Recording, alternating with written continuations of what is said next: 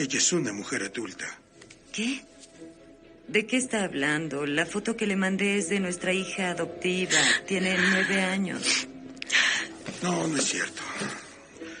Tiene una rara enfermedad hormonal. Se llama hipopituitarismo. Causa enanismo proporcionado. Solo parece niña. De acuerdo con el registro. Lina Klammer nació en el 76. Tiene 33 años de edad. No puede ser. ¿Cómo nos engañó? Se ha hecho pasar por una niña pequeña casi toda su vida. Desapareció hace un año y le perdimos el rastro. Si ella es Lina, no tiene mucho tiempo. Muy buenas a todos. Yo soy Jimena, psicóloga en formación especializada en psicología clínica, y en este canal analizamos a criminales desde una perspectiva psicológica y criminológica, sin morbo ni justificación. Hoy vamos a analizar el caso de Barbora Skarlova, conocida por haber inspirado la película de La huérfana, revisando su infancia, desarrollo, crímenes y posibles diagnósticos desde una visión actual. Comencemos.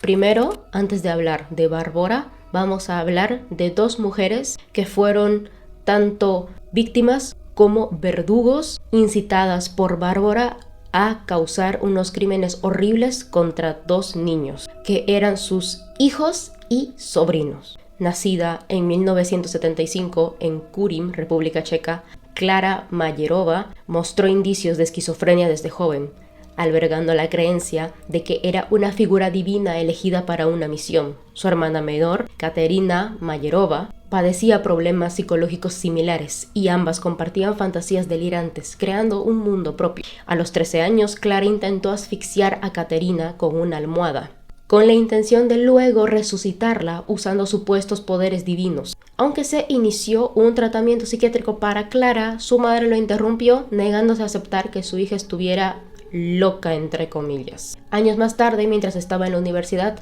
Klara conoció a Radek Kofa, un hombre considerablemente mayor que ella, y se mudaron juntos. La pareja se casó después de que Klara quedara embarazada del primer hijo, y 2 años después tuvieron a su segundo hijo. Sin embargo, la relación terminó cuando Radek la dejó, incapaz de soportar más su personalidad enajenada y violenta y sus delirios religiosos. Sola con sus hijos, Klara cayó en una depresión severa, lo que intensificó sus delirios.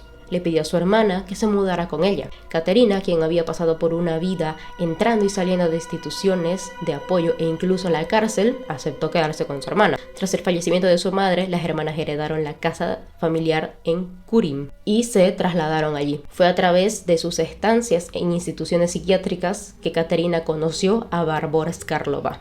Era una mujer de 33 años que, debido a una condición llamada hipopituitarismo y una deficiencia de la hormona del crecimiento, aparentaba ser una niña. Sufría de graves problemas psiquiátricos, incluyendo rasgos psicopáticos, esquizofrénicos y se supone, según algunas fuentes, que trastorno de identidad disociativo, por el hecho de que esta mujer fingía ser una niña, pero a la vez también era una mujer adulta.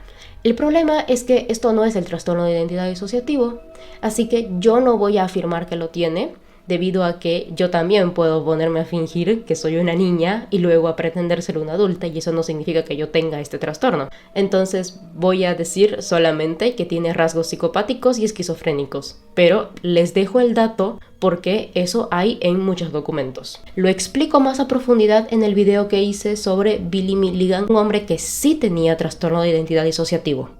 Tenía un historial de fugas de hospitales psiquiátricos tras la muerte de su familia en un incendio y utilizaba su apariencia infantil para evadir consecuencias legales. Barbora se presentó a las hermanas como si fuese una niña de 13 años que huía de centros de menores por maltratos. Klara y Katerina la acogieron en su casa. Barbora no tardó en manipular a Klara, validando sus delirios y convenciéndola de su misión religiosa. La introdujo en una secta conocida como el Movimiento Grial, un culto que seguía las enseñanzas de Oscar Ernest Perna. Este grupo promovía la liberación de tabúes sociales, incluyendo incesto, asesinato y antropofagia, que es como una forma diferente de decir canibalismo. Para explicarlo, si tú matas a alguien y te lo comes por gusto, es canibalismo. Pero, por ejemplo, lo que hicieron los supervivientes de la Sociedad de la Nieve, que fue comer por necesidad y no había nada más que comer que cuerpos humanos,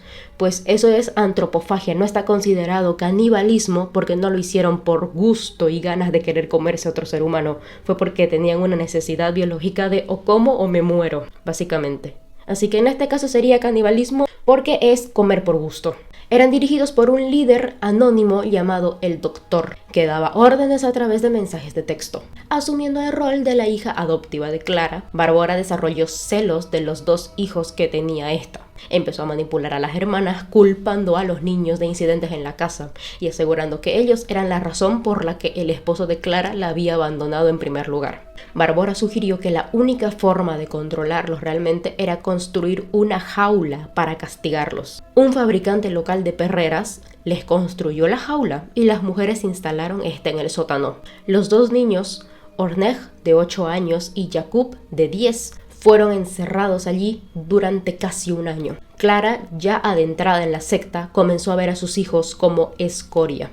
Los niños eran olvidados ahí por días, privados de comida y obligados a dormir en el suelo entre sus propios desechos, golpeados y bañados con agua fría. Pero bañados es decirlo muy bonito porque básicamente les arrojaban el agua fría encima.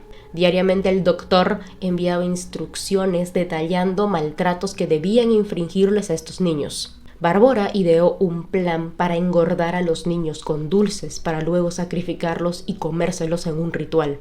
Caterina se opuso a esto, por lo que acordaron una alternativa: beber su sangre. En un ritual obligaron a uno de los niños a sacar el brazo por los barrotes de la jaula, mientras que Bárbara lo sostenía. Clara le cortó un pedazo y recogió la sangre en un recipiente, la cual mezclaron con vino y sirvieron a todos los miembros del culto. En otra ocasión, Bárbara convenció a Clara de arrancarles trozos de carne de los brazos y glúteos a los niños, y ambas comieron de esta carne enfrente de los niños mientras estos gritaban de dolor y desesperación. Un día los niños lograron escapar del sótano, pero Caterina los descubrió en el patio trasero y los encerró nuevamente. Tras este incidente, Bárbara propuso instalar una cámara de vigilancia para bebés en el sótano, para mantenerlos vigilados 24/7. El 7 de mayo de 2007, unos vecinos que estaban por mudarse a la zona instalaron un monitor de bebé para su propio bebé. El dispositivo tuvo un fallo y ocurrió un cruce de líneas en el que en el monitor de los vecinos se mostró el video que estaba grabándose en el sótano de estas mujeres, donde estaban pues los niños enjaulados entre caca y sangre y asquerosidades. Al darse cuenta este vecino de que la señal provenía de la casa de sus vecinas, grabaron todas las imágenes y llamaron a la policía. Los oficiales llegaron, vieron la grabación y se dirigieron a la casa de las hermanas. Cuando intentaron acceder al sótano, Clara y Caterina bloquearon la puerta, pero fueron arrestadas de inmediato. Los agentes forzaron la entrada y descubrieron una escena pues asquerosa. Olor a desechos, el suelo estaba pegajoso, las paredes manchadas de sangre y en el fondo encontraron una jaula con 3 niños en ella. Estaban los 2 hijos biológicos de Clara y había una niña que se hacía llamar Anika, que estaba, no en el mismo estado físico que los niños, abrazando un peluche. Por si no entendieron, esa niña, entre comillas, es Bárbara, haciéndose pasar por niña. Mientras los agentes se concentraban en rescatar a los niños de estas jaulas, Bárbara escapó de la casa y los hermanos fueron hospitalizados en estado grave. Al registrar la vivienda se encontraron documentos de Clara y Caterina y de una tercera mujer de 33 años, quien se parecía a esta Anika que habían encontrado. Comprendieron que la supuesta niña no era una niña y se emitió una orden de captura, pero Bárbara, con ayuda de la secta, huyó a Noruega. En Noruega cambió su apariencia, subió de peso y adoptó la identidad de un supuesto niño llamado Adam, de 14 años. Una familia en Noruega lo adoptó creyendo que era un niño que venía de una casa donde lo habían maltratado. Sin embargo, en la escuela su comportamiento extraño y su rechazo a los deportes hicieron que la gente sospechase. La escuela contactó a las autoridades checas para investigar su pasado y al enterarse pues de todo, Bárbara huyó de su casa adoptiva. Poco después fue localizada y su verdadera identidad fue revelada a sus padres adoptivos. Barbora fue extraditada de regreso a República Checa y juzgada, pero volvió a escapar y a día de hoy sigue prófuga. Analizando a Barbora con las teorías psicológicas de la actualidad, el modelo de autoeficacia moral de Albert Bandura señala que las personas regulan la conducta por mecanismos que permiten o desactivan la culpa. La capacidad de Barbora para sostener un engaño prolongado y participar en dinámicas dañinas puede implicar una desactivación moral, justificaciones y minimizaciones, significa. Es decir, encontrar razones que justifiquen la maldad que estás haciendo y minimicen lo que estás haciendo. O sea, esa mujer lo que hizo fue justificar y minimizar el daño que sufrían esos niños, porque así pues se sentía bien ella o alegraba a la secta. Son pensamientos que evidencian un trastorno de personalidad psicópata. La teoría del delito racional de Derek Cornish y Ronald Clark ve el delito como resultado de ponderación costo-beneficio. Si Barbora evaluó que hacerse pasar por una menor le aportaba recursos, o sea, atención, protección y pertenencia, y que el riesgo percibido era controlable, su conducta se alineaba con una decisión instrumental, racional, dentro de un cálculo subjetivo. Significa que se dio cuenta que pretender ser una niña para salirse con la suya le funcionaba.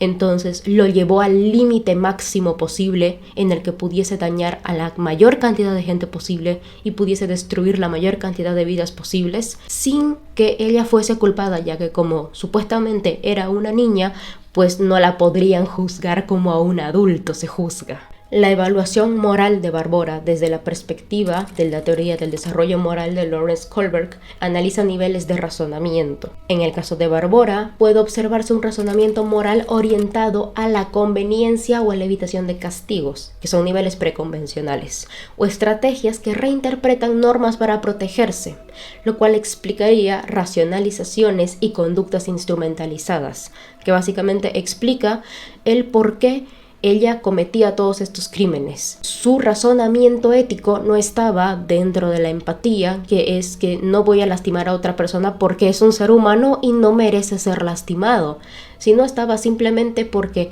si puedo liberarme de que me castiguen, o sea, de que me metan presa, lo puedo hacer. Y eso es lo que hacía.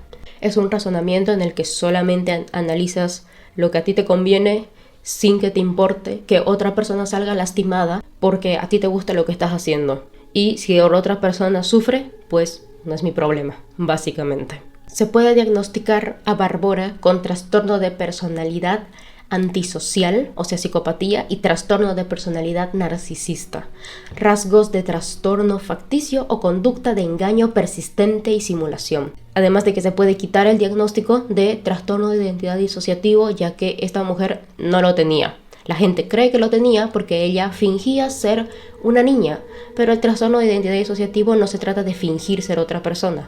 Lo explico más a profundidad en el video que hice sobre Billy Milligan y su caso, sobre un hombre que sí tenía trastorno de identidad disociativo.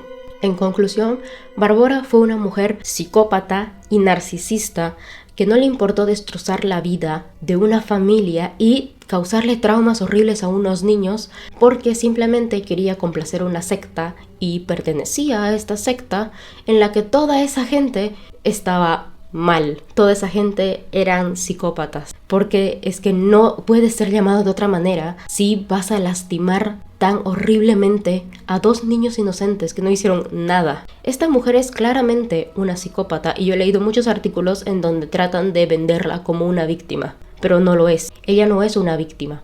Ella decidió lastimar a gente inocente, estafar familias y cometer crímenes y traumar de por vida a un par de niños inocentes. Esta mujer no es una víctima de nada, es una psicópata peligrosa que a día de hoy sigue libre.